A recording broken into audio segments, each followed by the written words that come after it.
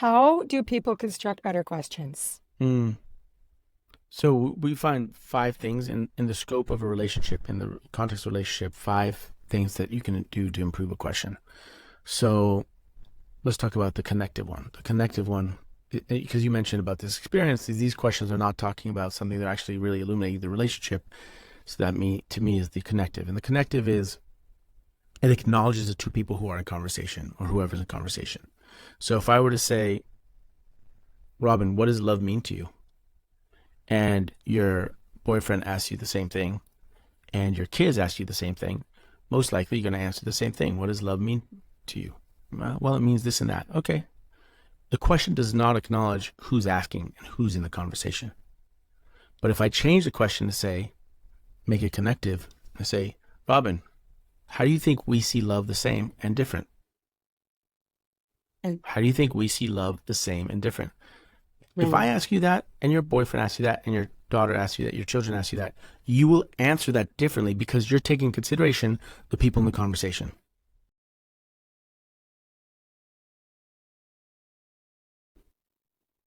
hello and welcome to Let's Talk Love. Today I'm excited to welcome Topaz Adizes. Topaz, thank you so much for being on Let's Talk Love today with us, Thanks for with having me, me. Robin. Thank you. Yeah, it's great. You're joining us from Uruguay. Mm-hmm. I think Yep. that's just beautiful. I think that's just awesome. You've got such a great story to share. I'm going to just tell our audience about you. You're an Emmy award-winning director whose work has been selected to the Cannes, Sundance, and festivals or awards. You've won awards.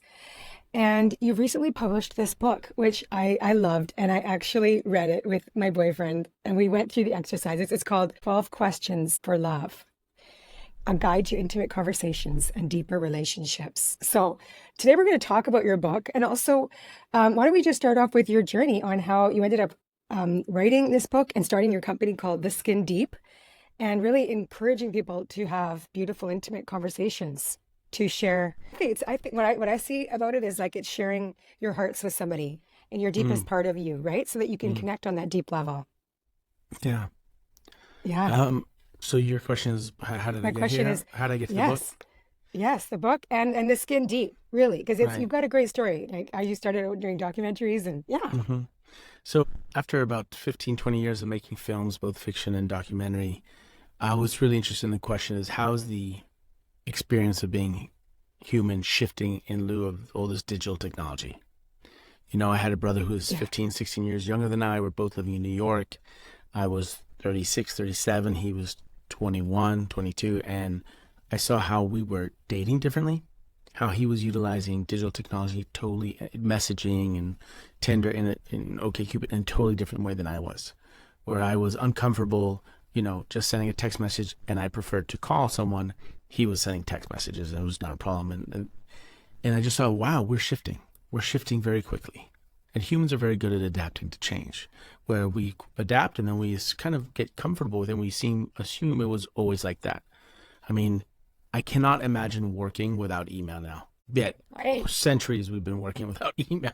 But, we so quickly adjust to the cell phones and the emails and the rate of change and social media that we are not realizing that things are changing. And even though we use the same words like love, I don't think they necessarily mean the same thing, or the emotional experience of love, I think, is a little different. Whereas maybe in the past, our grandparents used to write their words of emotion and love onto paper and lick the envelope and put in the mailbox and wait for 3 weeks or a month or 3 months for a response. Now we are sending a direct message and waiting, a minute or 2 minutes for a response. um, is love, is anticipation. The experience, the emotional experience of life is shifting. And that was really interesting to me. And so 11 years ago, I launched The Skin Deep, which was an experience design studio to explore the emotional experience of being human as it's shifting with all this technology. How's it shifting our ways of engaging, of our ways of connecting, of relating, connecting? And the lead project for that, the flagpole, is called The And it's basically bringing two people into a room who are in a relationship, whether they're family, siblings, lovers, ex-lovers, best friends, have them face each other and give them questions, and we film it with three cameras. And Yeah. we always show the audience both faces at the same time. We're both showing the one speaking and the one listening. And I think that's really unique because it illuminates the space between, it illuminates the connection. And that's what the and alludes to. The and alludes to the space between, because the relationship is you and I, us and them. It's the and that connects us. So that's what this project is. And after doing it for 10 years, over 1,200 conversations, we distilled our learning down into the book, 12 Questions for Love. It's basically a guide to intimate conversations and deeper relationships. So how, just going back to the end, because I've watched the clips, so many of them on YouTube. It's excellent. And just to see how these conversations unfold and seeing both people and their reactions to the questions. So first of all, how are you choosing the people? Like, how do you find them? Like, for instance, I watched the one about the couple who had been broken up for quite a few years. So they're Okay. exes.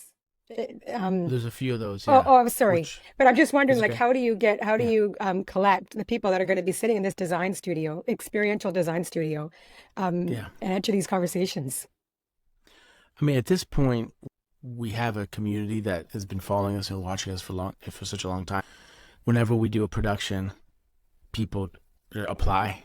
They Oh, submit a yes. questionnaire, and then we select from there.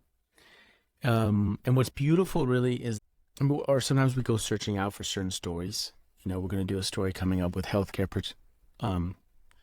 practitioners and those who have HIV. So the patients of HIV with their healthcare providers to just have conversations. So we always also look for some kind of thematic conversations, because ultimately we're building a library of conversations. The human experience, the turn of the centuries. It's a library of relationships, so that we both have a tool for the present, so that you say, hey, wow, look at this conversation, look at that conversation.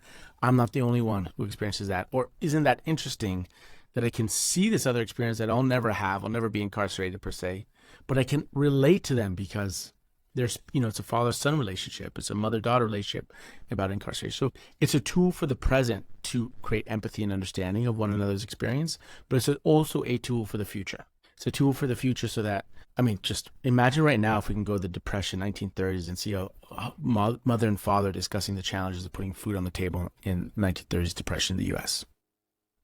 We're going to have a conversation in 40, 50 years that people can look back and see what it was like in the year of the Great Pandemic, when everyone's quarantined and you have lovers who are scheduled to be married, but they're living apart because they're on other sides of the country and they're talking on Zoom. We have those conversations. We have this archive of the human experience at this day and age. So it's an archive for the future. And when we started, we basically took whoever would come, because with this format, every relationship is its unique language. It's its own planet. It's its own world. And sometimes it just moves. I'm just amazed at how we have this incredible format that we're basically picking up grains of sand. There's as many stories as there are grains of sands on the beach. I can take Yeah. anyone, basically put them together and create this. And that's really fundamental here for the listener. What we've learned from doing this is that what it takes to create a cathartic conversation to deepen your relationship is the space, create the space, and well-constructed questions. And so if you do that, there's a conversation that's worthwhile sharing and learning from. And so for us, when we started, we took anyone that showed up, we kind of went into different communities and invited them. And now we still do the same thing, but now we get overwhelming people applying and literally flying in. We did a production in Austin, and people fly from New York and drive in from Houston all the time. We shot in LA and people flew from Miami. We have this incredible community now that really want to participate and share their story or share their relationship and have this experience. So that's how we get people. I love how you said that it is about, the space and asking the right questions. Well, And it's not the right question. It's well-constructed sorry, questions. a Yeah. well-constructed question. Not the right, yes, Yeah. not about right and wrong. Sorry about Yeah. that. That's good. It's okay. But when I'm watching the clips, when I'm watching this, it's like you can see you could see yourself in the people, and because we are so much alike, right? And when there is that well-constructed question, even if somebody's been together and with their partner for a decade, it's like there's always discovery. That's the other, that's what I insight after watching the end. It's, there's always something you can learn about the person. And I think that if we're in a relationship with somebody for a long time, even let's say even our children, our partners, our moms, our dads, it's like, there's always something to know and to be curious about and to uncover. You don't know that person inside and out. You definitely don't. So I couldn't agree more. And I find it interesting. yeah. And I find it ironic that the people that are closest to us are the ones we quickly put into a box. Because when we're closest to and most intimate with, it's often those that we spend the most time with. And we are all striving for safety. And so in safety, you don't want much change. So you say, well, this is how they are. This is how they are. This is how they are. But we should not confound safety and comfort. Safety and comfort can be two different things. You can be safe and actually be uncomfortable. Right? Yes. So it's interesting that the people that are closest to us, we kind of create a safe space, and we sometimes shy away, or often shy away from the uncomfortable conversations because we want to be in the safe space. But if we make the distinction between safety and comfort and say, okay, I can be safe and I can be uncomfortable, then we can start asking interesting questions that illuminate our connection with the ones who are closest to us, who see us at our most vulnerable. Because ultimately, at the end of the day, in my opinion, we all want to be seen. And being seen takes some vulnerability. To be seen and to see. Yes. And so what you just said is that you think ultimately we don't want to be seen? No, we do want to be seen. Yes, we do want to be seen. Ultimately, we want to be seen. Yes, Absolutely. we do. I'm sorry if that came. No, ultimately, we want to be seen. And it takes Yes, vulnerability to be seen and to see. Yes. To sit there and really sit in the space. I mean, everyone talks about the vulnerability about being seen. There's also the vulnerability of seeing. Right? If I'm going to sit there and see you and listen to you, you're going to be vulnerable in sharing yourself and opening yourself up to me. But there's also vulnerability for me in seeing you, because maybe some of the things you're saying can hurt me, or at first thought hurt me, right? Sometimes you're listening to your partner, your parent, and they're saying something that, listen, your actions do this, makes me feel this way, and then you get defensive or some emotion comes up for you. There's also a vulnerability in seeing. There's a vulnerability, and when I say seeing, I can say less, a tool of seeing is listening, really listening to somebody. And really, the flip side is being seen is articulating your emotions and sharing yourself and verbalizing, articulating, and what I call emotional articulation. It's articulating your emotions clearly. Yeah. And so. And you say there's there's difference between, we used to say emotional intelligence, and now you're saying emotional articulation. And different thing. It's a different thing. Yes. Story in your book about, is it your brother-in-law? And you were sitting around the table as a family, and the question that you had posed was for your niece, and it was, can you tell us the story, please? Well, yeah, we were playing. This illuminates the emotional articulation piece very well. We were playing the AND card game, so we have 12 editions, different older kinds of relationships, family, friends, couples, and so we were playing the family deck, and she pulled out the question. It was something about what is something you see in me that I don't see for myself? Something like that. What is my hidden superpower that I don't realize I have? Some question like that. And so we all went around the table, her sister, her brother, her mom, my wife, me, and then it got to her father, my brother-in-law. And you could tell that he wasn't really accustomed to articulating his emotions. But he obviously felt so much love for his daughter, his 18-year-old daughter, who just graduated high school, going to college. He's so proud of her. She's an incredible young woman. But he didn't really have the words to say. And he, I could see him kind of well up, and he said a few words, but you could feel the emotion. And I realized this is a practice of emotional articulation. Not all of us have it, and not all of us have to be good at it, but we can practice it. Right? Skill we can learn. It's a skill we can learn. We can also watch. I mean, ultimately, here you're hearing me, Topaz, talking about this book, A Guide to Intimate Conversations and Deeper Relationships. Where do we learn that? We don't learn that in school. We learn it by modeling our family and maybe our friend group. And if our parents, our caregivers did not model that for us, then we definitely did not learn those yeah, skills. but Yeah. but today, like I've been fortunate enough to spend the last 11 years witnessing all these conversations and learning the skill set I'm offering here in the book. Here's a guide how to do it because of our Yes. data set of over 1,200 conversations that we've held the space for, right? And Yes. ultimately it comes down again, the space and well-constructed questions.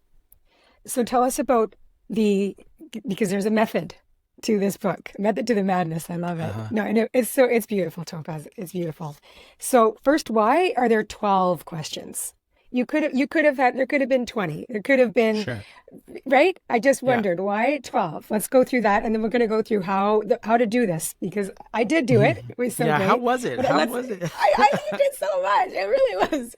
Did it surprise you? Because last week we did the Instagram live last week. You said you're gonna do it like in an hour or two for lunch, and Did we have lunch first? I can't remember. It's so funny. I just can't remember. Yes, I think we had lunch first. And then, yes, we did. And then we were cleaning up and I said, so do you want to play, or do you want to do the 12 questions? And he said, well, I guess we're doing them because you asked me. Yes, I guess I have to say yes. I'm like, well, that's not, I said, I really want you to agree to this and like want to do it like a game. And he's like, just kidding. Like, of course I'll do yeah, it. And so we sat on the couch and I said, okay, so here's the rules. We have to ask the 12 questions in sequence. we And so do one at a time. We each asked the questions to each other. And yeah, we took turns. yeah, So I asked him number one and then he did number one. So back and yeah. forth. And there were a few questions that were like passed. Like we Mm-hmm. passed together because we're like, Great. that one doesn't apply to us because we've been seeing each other for 3 months. It's not like a long relationship, Mm, but there, we've had a lot of amazing times and a lot of amazing conversations. But this was different because it was it was very set up. Like we had the space, like you were talking about, yeah. and there were different questions than just tell me about. Like, one of the things I'm curious about his upbringing. So Mm-hmm. I want to know over time, like how were you raised, and tell me about your childhood and these things, right? Mm-hmm. This isn't about that. This is about questions that are shared between you in your relationship. Yeah, That's unique. yeah. That's what I call it. Yes. Yeah, great. And And mm, I like, so at the end, we were both, I think, very, what's the word when you're not expecting something, but just so happy with it? Happily, unexpectedly, whatever. pleasantly Pleasantly surprised. surprised. And it was just like something, it was a memory that I'm going to hold like so dear to my heart. That time Really? we had during our 12 questions. Wow. And I said to him, I think it would be great. And I said, Topaz recommends that we do this again in the future. And you can do Mm, this as many times as you want to in a yeah. relationship. And of course I want to do it with other people in my life Mm-hmm. because I just think they are very well constructed questions. And it Mm, gets, you don't know what the answers are going to be. You're just like waiting for the answer. You're like, what is he going to say? Or what's she going to say? Right? mm-hmm, mm-hmm. Yeah. I really Wow. loved it. Yeah. Well, thanks for Yeah. sharing that. Thanks for sharing that. What you You felt, did you feel it closer to your the person at the end a little bit? Yes. Yes. Yeah. Because Mhm. you're sharing, like one of the questions is what are three of your most favorite memories of us? Mm-hmm. And I'm thinking, what's he going to answer? Right. And we had a similar answer on like one of our first dates, and how we both realized through our conversation that we were really on the same page with our values and like what Mm, we wanted in a relationship. mm, And so we kind of shared that. And then the other two, we both had kind of a different answer because I mean, we're both experiencing the same relationship, but differently, because that's the beauty of relationship, right? Yeah.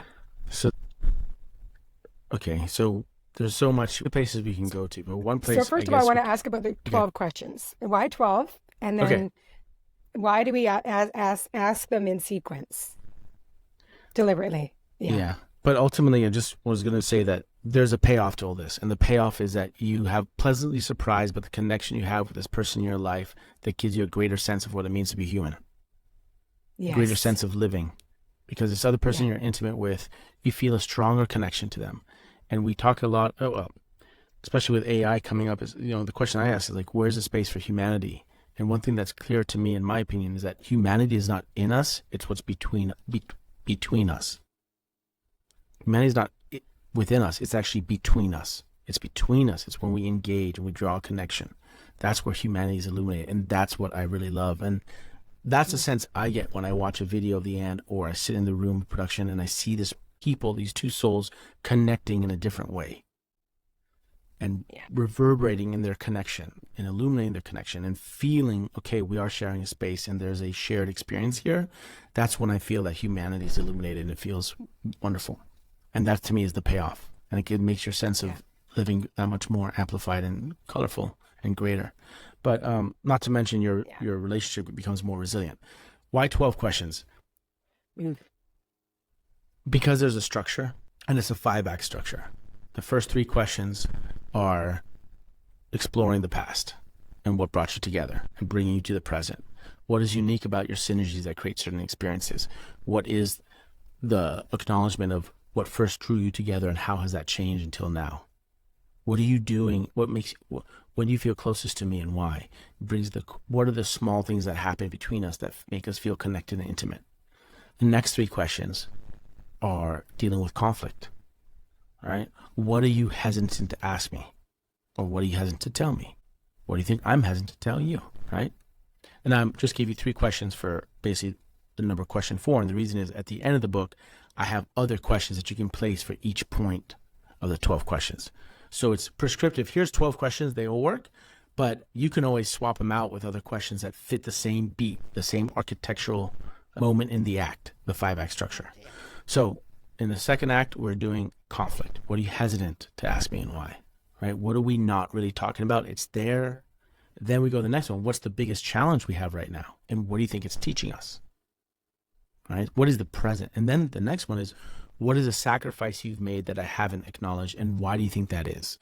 Right? So those are kind of small conflicts that are coming up that we're not dealing with, to what's the big conflict that we have now, to what is a conflict that one of us dealt with by maybe sacrificing something, or biting the bullet, or adapting in some way that is not acknowledged. So these are 3 big questions, 3 big in the second act that deal with conflict. Then we go to now, and by the way, we can double click on all the questions, because the questions are constructed in a way that creates safety, and that then invite the heart to have a conversation, not the mind, because the heart's built to connect, the mind is built to protect. We can double click on why the question is constructed that way. Then we go to the middle, which is the climax, 7 and 8. 7 and 8 is, 7 is, what's the pain in me you wish you could heal, and why? Number 8 is, what's one experience you wish we never had, and why? So for me, those are quite deep questions that, in our experience, always bring out a big pause and a lot of emotion and connection. And you've built up to that. You built on an architecture of safety and trust with the first 3 questions. You've explored discomfort and the conflict in the second 3 questions. And now in the third act, in the climax, we're dealing with some deep pain. But we've built the architecture so that we feel safe in the discomfort of exploring that deep vulnerability. Then we do 9 and 10, which is starting to land the plane by bringing gratitude into this space, right? Yeah. Like, what is it that you're learning from me? Because at the end of the day, this person who's sitting across you is sitting in the space with you, is sitting in the questions, is sitting in the discomfort. Let's acknowledge what we learn from each other. Let's acknowledge what we're sharing and how they're supporting each other's growth. So then we also talk about the future. What is the future? What is fueling us for the future? What's one experience you wish we'll share, right, in the future? So, and then the last 2 questions, Act 5, is really acknowledging what's core that well, number 11 is, if this were to be our last conversation, what is something you never want me to forget, and why? Because we never know when it comes to the end, and we should not assume that we'll have that opportunity. And then number 12 to me is fundamental to any relationship, is, why do you love me? And so that really, the 4th and 5th acts really land the plane in gratitude, acknowledgement, and saying what's really profound and important. But they're built, it's all built on it's a journey. It's a 5-act structure. And therefore you're brought on a journey of conversation, which makes it deep, illuminating, different, but also creates, you're doing it in a safe space, but you're uncomfortable, which is wonderful. All of those things were true in our experience. I could speak for myself. Mm. I think we had some good laughs. Like we were both kind of teary during times, and it was illuminating. And it was a very like I said, it's like going to be one of my. Okay, one of the questions was, what are your favorite three memories of ours? And at the end, we were both agreeing that, all right, we have four memories now, or let's replace one of the three with this one because this experience is one of our favorite memories to Mm. date. Wow. Yeah, right. That's amazing. That's amazing. But that's the intention. I mean, the intention is, how do we create the space to have a cathartic moment that really illuminates our connection so that it feels more vital? Like, and when I look at you now, we've had that shared experience. We can now do this again and we can deepen it. We can explore it. I mean, just like, yeah, I'll stop there because I can keep going. So tell us how. Let's just say we don't have the book or we don't have your cards. How do people construct better questions? Mm. So we find five things in the scope of a relationship, in the context of a relationship, five things that you can do to improve a question. So let's talk about the connective one. The connective one, because you mentioned about this experience, these questions are not talking about something, they're actually really illuminating the relationship. So that to me is the connective. And the connective is, it acknowledges the two people who are in conversation or whoever's in conversation. So if I were to say, Robin, what does love mean to you? And your boyfriend asks you the same thing, and your kids ask you the same thing, most likely you're going to answer the same thing. What does love mean to you? Well, it means this and that. Okay. The question does not acknowledge who's asking and who's in the conversation. But if I change the question to say, make it connective, and say, Robin, how do you think we see love the same and different?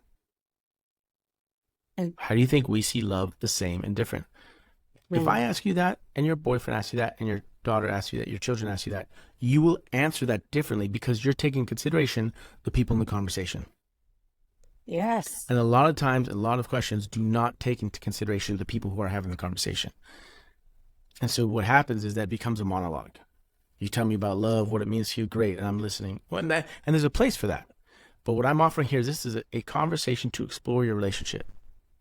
And so if you just tweak the question to create it so that it acknowledges the relationship, then both parties are more invested, right? I mean, I'm asking now, it's, you're projecting your opinion of my opinion of love, and we're both participating in the answer, if you will. Or, your answer is unique to our connection and to our relationship and to this conversation versus a generic question that does not acknowledge the one asking the question who's in the conversation. That's one. Should I continue? Yeah. Yes, I mean, please. a big one, I think of one of real value is, so moving on to another quality of a quality question is shape it so that it is empowering. Because, and this is profound, bottom line, if you listen this far and you're wondering if you want to continue listening, it's like the question shapes the answer. And we so often are so much time spent on the answers, we don't realize that they're already shaped by the question we're asking. If you get dumped and you say, why they dumped me, you're asking your mind why they dumped me, and your mind, like an obedient dog, is going to chase the stick that you threw. And now I'm throwing the stick, why did they dump me? And my mind, dog, is going to chase down the stick and come back with a list of reasons why they dumped me. And that list is not necessarily going to be, that list is not going to give me agency. It's not going to give me empowerment. It might give me many lessons. But if I shift the question to, what have I learned from this relationship that I will carry into the next one?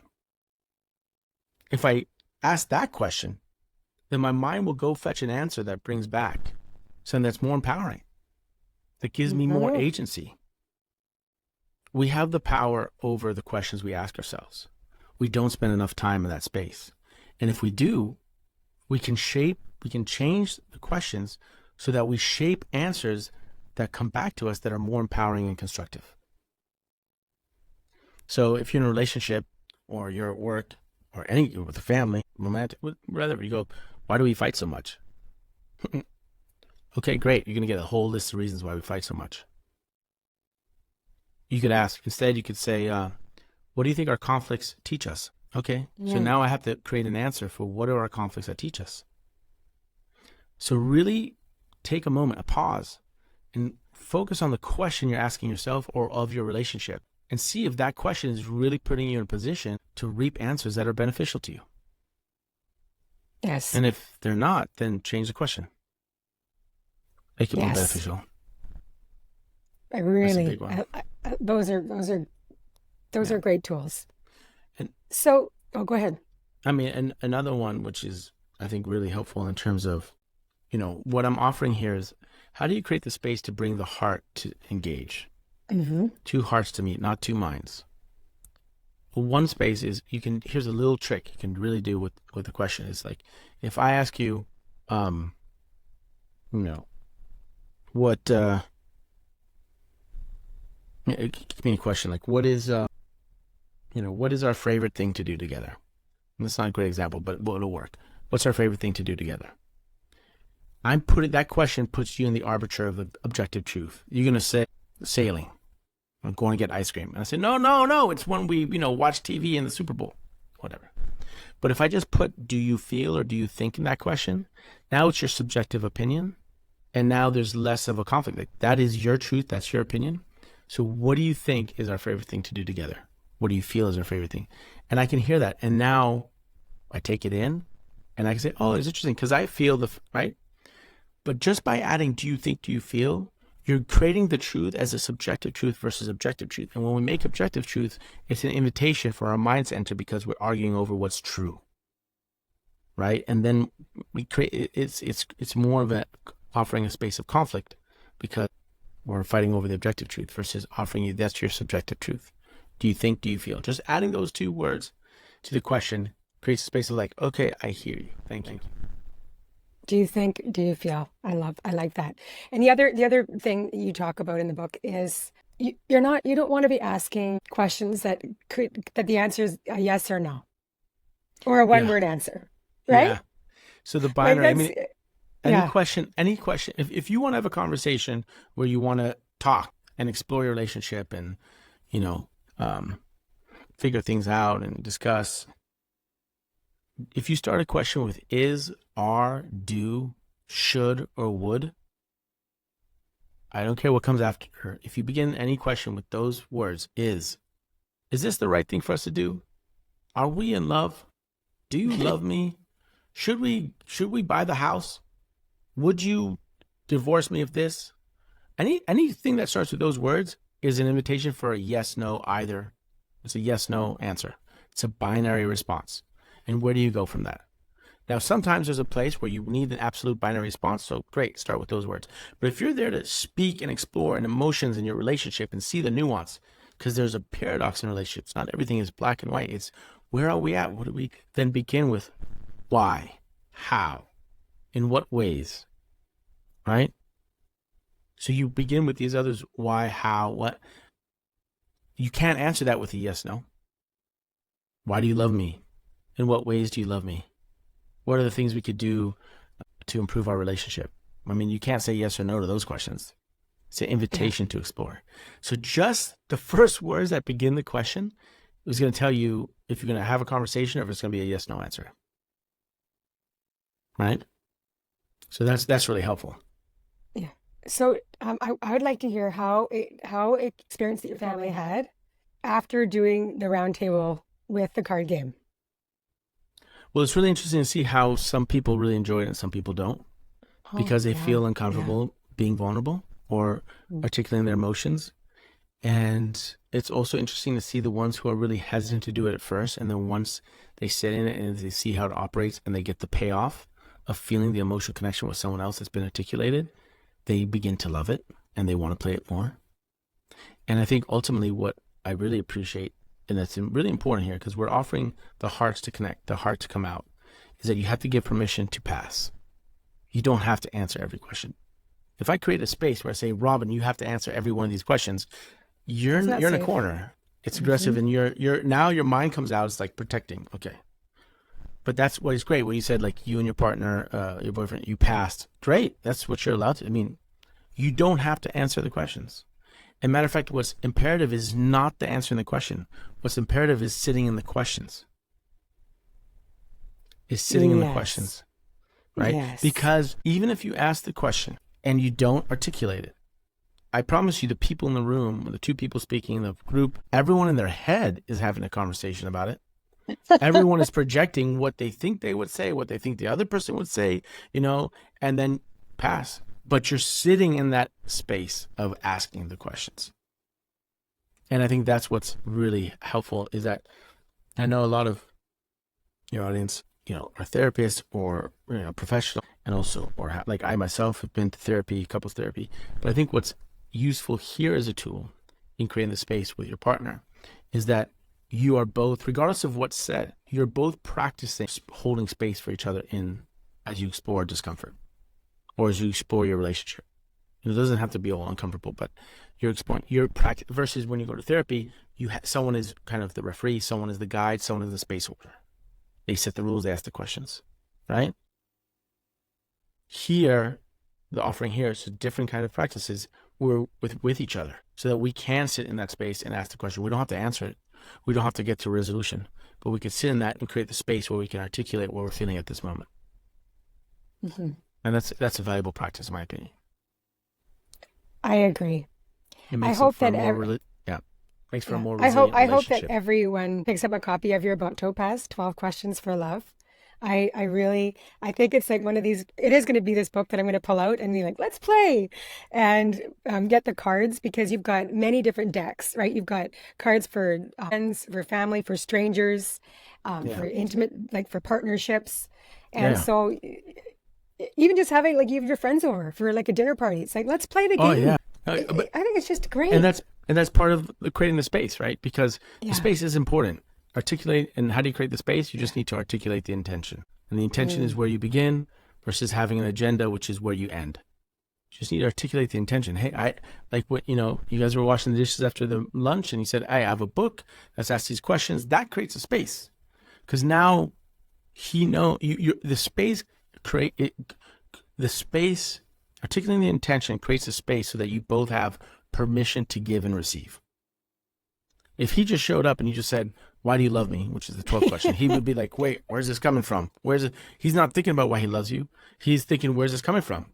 You haven't created the space. If you articulate, hey, the intention is there's this book, it's got 12 questions, or there's these card games, or let's just take a moment to just ask each other wacky questions. You just articulate intention, who creates a space so that we're not thinking about the answers around it. We're thinking about the actual questions, right? We're not wondering why they're asking me this question. You know why they're asking this question, because there's the book or the card game. And that gives permission for each of the people to give and receive. I mean, similarly, if he came home and just started talking about effusively his love for you, you'd be wondering, where's this coming from? So you're not really receiving. But if you ask him the question, the 12 questions of love, why do you love me? He then begins to effuse his love and articulate it. You know why he's telling you this, and then you can receive it. So that's really what it's about, creating the space. I mean, I'm excited to do it with more people in my life, and I'll share the stories with you over email, or I'll just send you a text or whatever. We'll talk next time. Yeah, great. Yeah, wonderful. Well, I thank you so much for joining us today on Let's Talk Love, Topaz. I'm going to close with a blessing, and it's based on your words from your book, so we can all take something from them.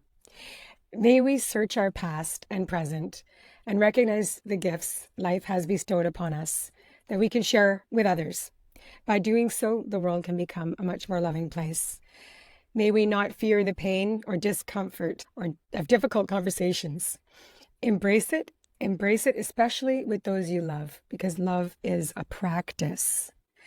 And may we consciously build intimate, vibrant, and meaningful connections with the people we share our lives with. Doing this, and doing it fully, bravely, vulnerably, is what makes life worth living. It's true. Thank you so much, Topaz. Thank you so much, Robin. Thank you. Thank you so much for listening.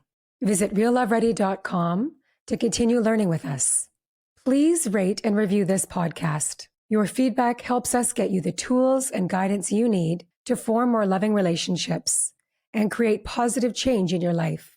We at Real Love Ready acknowledge and express gratitude for the Coast Salish people, the stewards of the land on which we work and play, and encourage you to take a moment to acknowledge and express gratitude for those that have stewarded and continue to steward the land that you live on as well. Many blessings and much love.